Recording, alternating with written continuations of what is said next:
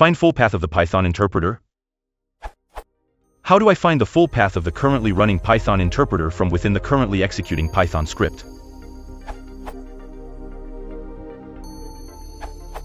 System.executable contains full path of the currently running Python interpreter, which is now documented here.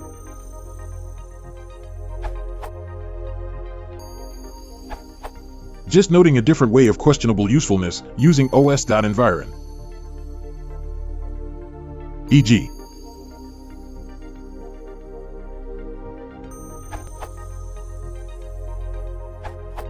There are a few alternate ways to figure out the currently used Python in Linux is which Python command, command v Python command, type Python command.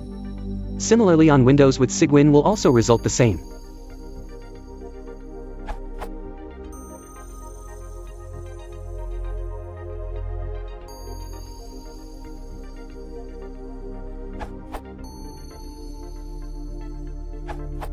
If you are already in the Python shell, try any one of these.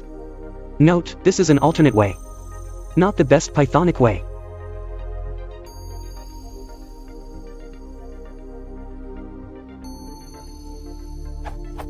If you are not sure of the actual path of the Python command and is available in your system, use the following command.